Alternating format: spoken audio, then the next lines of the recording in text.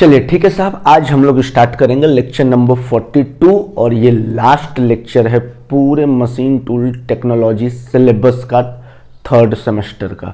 ठीक है, और आज के लास्ट लेक्चर में हम लोग पढ़ेंगे नोमेनक्लेचर ऑफ ड्रिल बिट और ट्विस्ट ड्रिल, रीमर का पढ़ेंगे हम लोग नोमेनक्लेचर, और टैपिंग का या फिर डाइस का जो बोलिए आप, टैप का हम लोग टैप का पढ़ेंगे नोमेनक्लेचर। ठीक है, देखिए हमने डायग्राम बनाया, ये आपका सिंपली ट्विस्ट ड्रिल है या फिर ड्रिल बिट है।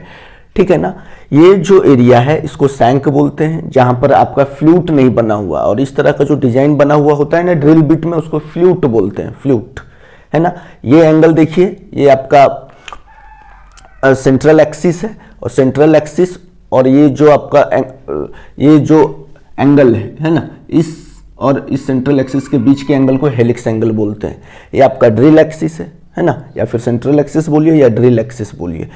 ये जो टिप होता है उसको कटिंग एज बोलते हैं, ये आपका टिप है ना, ये सारा कटिंग एज है, और इसको बोलते हैं हम लोग ड्रिल डायमीटर। जहां तक फ्लूट बना है इसको बॉडी बोलते हैं। ठीक है, बहुत ईजी है।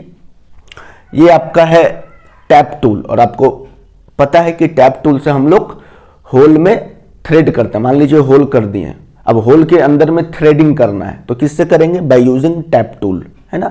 और डाइस की मदद से हमने आपको बताया था एक्सटर्नल होल करते हैं, है ना।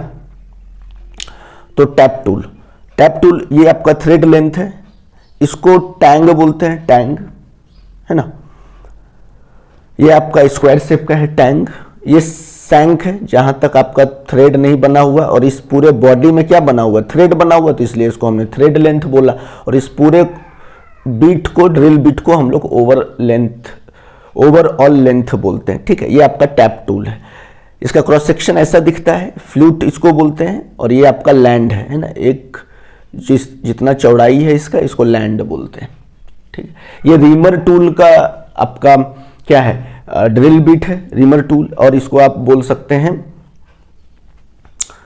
रीमर टूल ही बोलेंगे, और इसका कोई नाम नहीं है। रीमर टूल में क्या होता है, हमने पहले भी पढ़ाया है। रीमर टूल का काम होता है पहले से ड्रिल किए हुए होल के अंदर तक जाकर फिनिशिंग और करना, और बहुत ही स्मूथनेस प्रोवाइड कराना, है ना।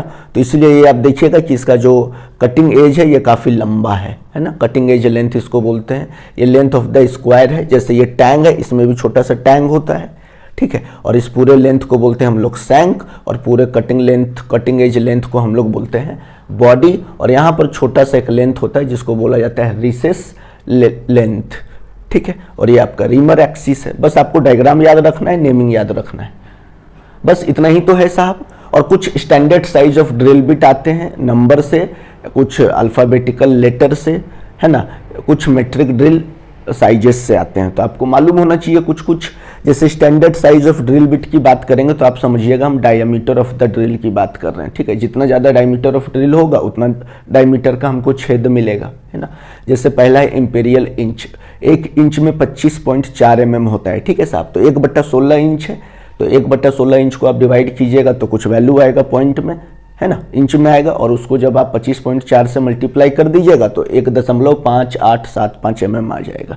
तो 1/16 inch, 1/8 inch, 3/16 inch, 1/4 inch, 1/2 inch, ये सारे ही ड्रिल बिट स्टैंडर्ड साइज है इन इंच में, है ना। अगर नंबर की बात करें तो नंबर में भी आता है ना, 1 से 80 नंबर के बीच में होता है ड्रिल साइज, ड्रिल बिट। जैसे मान लीजिए 1 नंबर का अगर हम मांगेंगे ड्रिल बिट दुकान में तो वो 5.80 mm व्यास करने वाला ड्रिल बिट दे देगा। नंबर 10, नंबर 40, नंबर 80 एग्जाम्पल है। ठीक है, कुछ 3 या 4 वैल्यू आपको याद रखना है। अगर लेटर का इस्तेमाल करते हैं ए से जेड का, तो देखिए ए होता है सबसे स्मॉलेस्ट, और जैसे जैसे हम लोग बी सी डी जाएंगे धीरे धीरे बढ़ते जाएगा, तो जेड होता है सबसे बड़ा ड्रिल बिट साइज। ठीक है, यहाँ भी आप देखिएगा 1 नंबर सबसे बड़ा है यहाँ पर 5.80 mm, और जैसे जैसे हम लोग नंबर बढ़ेगा आप देखिए ड्रिल बिट का साइज छोटा होते जा रहा है। 10, 40, 80 में एकदम छोटा हो गया, मतलब सबसे स्मॉलेस्ट अगर ड्रिल बिट है तो 0.34 mm का ड्रिल बिट है ना। मेट्रिक ड्रिल देखिए 1 से 25 mm के बीच में मेट्रिक ड्रिल होता है, और इसमें स्टेप साइज 0.5 mm होता है। देखिए जैसे 0.1 mm है, फिर 0.5 mm स्टेप्स होता है इसमें। सबसे लोवेस्ट 0.1 mm होता है, ठीक है। देखिए 1 mm, 1.5 mm, 2 mm, 2.5 mm, ऐसे ड्रिल बिट साइज बढ़ता जाएगा। 10 mm, 10.5 mm, कहाँ तक बढ़ेगा? 25 mm तक बढ़ेगा। ये कुछ वैल्यू है जो आपको याद रखने हैं, standard sizes of drill bit, ठीक है। और ये डायग्राम इंपॉर्टेंट है, इसको याद रखना है। आई होप साहब आपको लेक्चर नंबर 42 डायग्राम बनाइए और इसको आप दिमाग में रखिए तो समझ में आ जाएगा, ठीक है साहब।